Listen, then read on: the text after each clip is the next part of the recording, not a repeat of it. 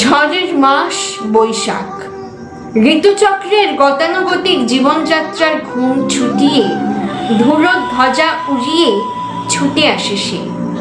আগে আগে তাকে পথ দেখিয়ে চলে বিদ্যুৎ, তীব্রতার হাসির ছটা। পিছনে পিছনে হাঁটে বজ্র, পিঠে তার দারুণ দুন্দুবি।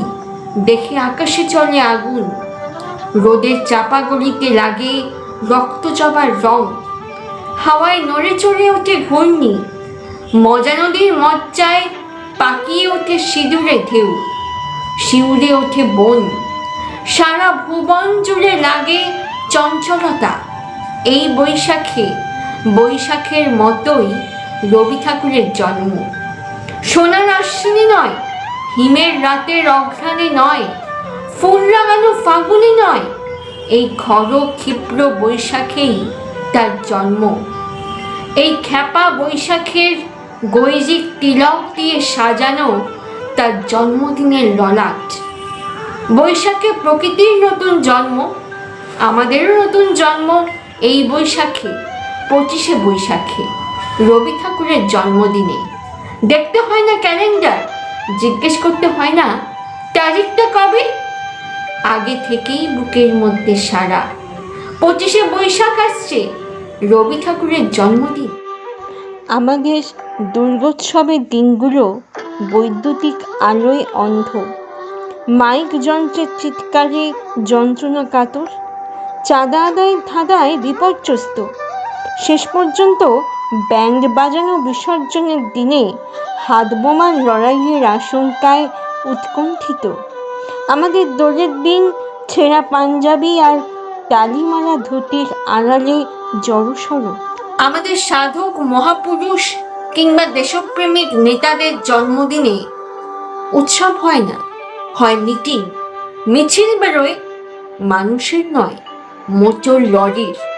শহরের রাস্তাঘাট কেঁপে ওঠে মানুষের কলরবে নয়, জগধম্পের লম্পঝম্পে। এইসব জন্মদিনের স্রোতধারার একমাত্র লক্ষ্য মঞ্চ অথবা মিটিংয়ের মাঠ, আর সেখানে পৌঁছলেই সব শেষ। পরের দিন সকালে ট্রামের চাকার আওয়াজ, মোটরের হর্ন আর ট্রাফিকের কলরবে গতকালের সমারোহের এতটুকু কানে বাজে না। রবি ঠাকুরের জন্মদিনে বক্তা এসে বক্তৃতা দিয়ে যায় না, মানুষ এসে কথা কয়ে শোনায়। মুঠি পাকানো জেহাদ নেই এই জন্মদিনে, শুধু মুঠো মুঠো আনন্দ ছড়ানোর উদ্যম। তাতে ফুলের গন্ধ আছে, আছে ধূপের ধোয়া, আর আছে শ্রদ্ধা, বিনয়ের পবিত্রতা। গ্রামের কথাই বলি, যেখানে এখনো খবরের কাগজের পত্রমর্মর শোনা যায়নি, যেখানে দুর্গোৎসব ছাড়া পুজো নেই, নেই গাজন ছাড়া পার্বণ, যেখানে সরস্বতী পুজো ছাড়া চাঁদা তোলে হইচই জমে না। রামায়ণ, মহাভারত আর দাসরায়ের পাঁচালী ছাড়া কবিতা বোঝে না। রামপ্রসাদী বাউল, কীর্তন আর সিনেমার গান ছাড়া গান নেই। সেই রকম গাঁয়েও রবি ঠাকুরের জন্মদিনে উৎসব হয়। অবস্থাপন্ন ঘরের বউরা শখ করে কেনা শাড়ি বার করে দেয় স্টেজ বাঁধবার জন্য। হাওয়ার এক ছটকায় বাঁশের গায়ে লেগে ছিঁড়ে যাবে জেনেও দেয়। যে চাষি বুরজ বাঁধবে বলে নতুন বাঁশ কিনে এনেছে, তাকে চাইলেই সে বাঁশ বয়ে দিয়ে যায় নিজের কাঁধে।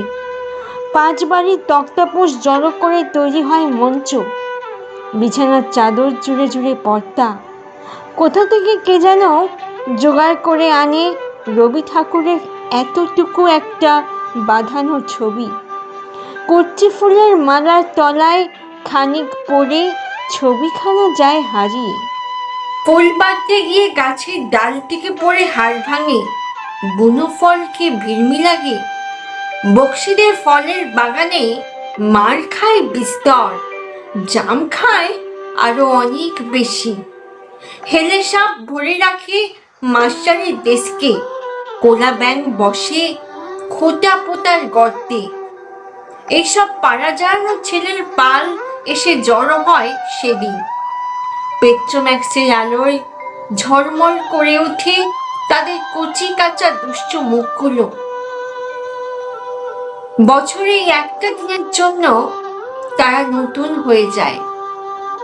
কেউ বুকে হাত বেঁধে বীর পুরুষ, কেউ মাকে লুকিয়ে শিশু ভোলানাথ, কেউ সোনার তৈরির যাত্রী।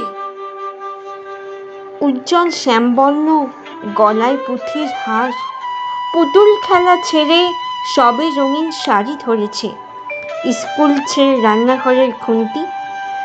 সেই সব ঘরপোষা নির্জীব মেয়েরা শুধু এই একটা দিনের জন্যে বাল্মীকির হঠাৎ গাওয়া নতুন ছন্দের মতো সবাইকে চমক লাগিয়ে দিয়ে পড়ে শোনায় নির্ঝরের স্বপ্নভঙ্গ। রাজার দুলাল ঘরের সরু পথ দিয়ে চলে যাওয়ার ব্যথায় কারো কারো কণ্ঠস্বর কেঁপে ওঠে গাছের পাতার মতো শিরশিরিয়ে। বাড়ির বৌঝিদের কাছ থেকে বায়না আসে তাদের সেলাইয়ের কাপড়ে রবি ঠাকুরের কবিতা লিখে দিতে হবে। কি লিখব, কোন কবিতার কি লাইন? কাপড়ের ওপর লিখে দেয়া হয় কবিতা। চারপাশে নীলে লালে সবুজে হলুদে রঙিন ফুলের আলপনা, মাঝখানে খয়েরি সুতোয় রোজ দুপুরের না ঘুমানো চোখে কাজের ক্লান্ত অবসরে বোনা হয়ে চলেছে সেই চারটি লাইন।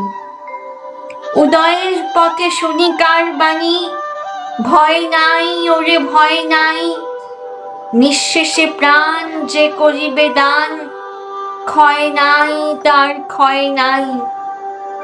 শুধু কি সূচিকাতে? না, জন্মদিনের পর আমাদের মনেও এমনই নানা রঙের সুতোয় বোনা হয়ে চলেছে রবি ঠাকুরের লেখা। জন্মদিনের পরও জন্মদিন ফুরোয় না, রোজই তার জন্মদিন।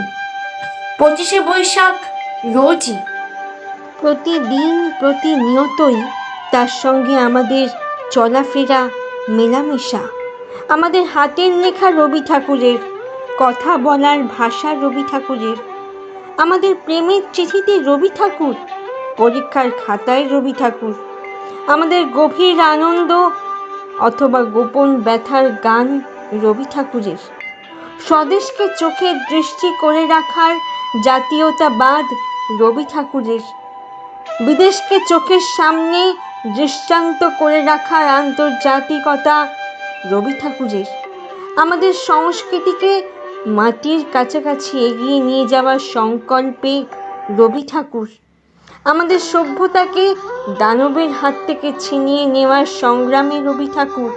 আকাশে মাটিতে মনে এত যে বৃষ্টি পড়ে তার ছন্দ রবি ঠাকুরের, এত যে ফুল ফোটে তার গন্ধ রবি ঠাকুরের। তাই প্রতিদিনই তার জন্ম, কোনো দিনই তার মৃত্যু নেই। কালের কালা পাহাড় এসে কোনোদিন যদি ভারতবর্ষ থেকে সমস্ত ঠাকুরের পুজোর প্রদীপ নিভিয়ে দিয়ে যায়, তবু একটি ঠাকুরের বেদি চিরকাল থাকবে মাটির সঙ্গে গাঁথা। কোন ঠাকুর? রবি ঠাকুর, রবি ঠাকুর।